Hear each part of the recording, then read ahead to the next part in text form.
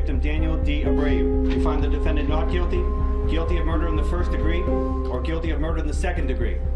Not guilty. NFL insider Adam Schefter joining us now. Adam, what's been the reaction around the NFL this morning?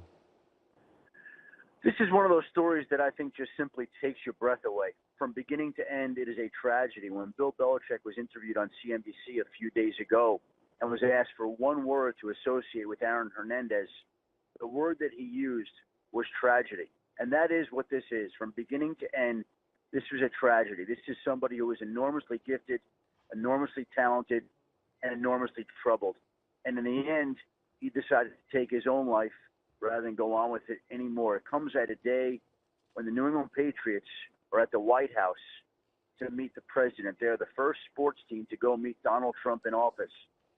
We have that issue going on. We have NFL teams across the country for draft meetings for next week's draft. And I can assure you that whether it's the Patriots in Washington, D.C. this morning, or coaching staffs and personnel departments gathered in draft meetings across the league, there is a shared feeling of sadness, of disappointment, of just a general feeling of shock at what has gone on here. This entire story has been one that has been hard to believe from the very beginning to the very end. And in the end, you feel bad for the families of the victims, obviously.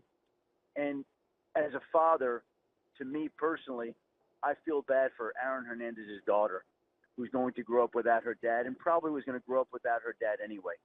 But to have this situation end this way is nothing short of a true American tragedy. Adam, in the statement it says, Kevin just read it, that his death comes just days after he was acquitted in that separate murder case. Do we have any idea what he was like, his mood was like after that acquittal? You know, Jay, it's a great question. And again, the first thing you think of when somebody takes his or her own life is what could they have been thinking? And obviously he was acquitted on that one murder charge, was still facing a life sentence from another charge. I'm sure there were mounting legal bills. We could only speculate as to what may have been going through his mind when he made the decision to hang himself in his prison cell early this morning and block all prison employees from trying to come in there by jamming that door shut with various items.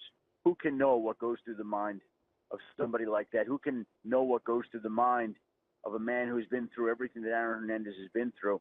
And I'm sure more details will emerge. Obviously, this is something that happened 3-4 hours ago in a Shirley, Massachusetts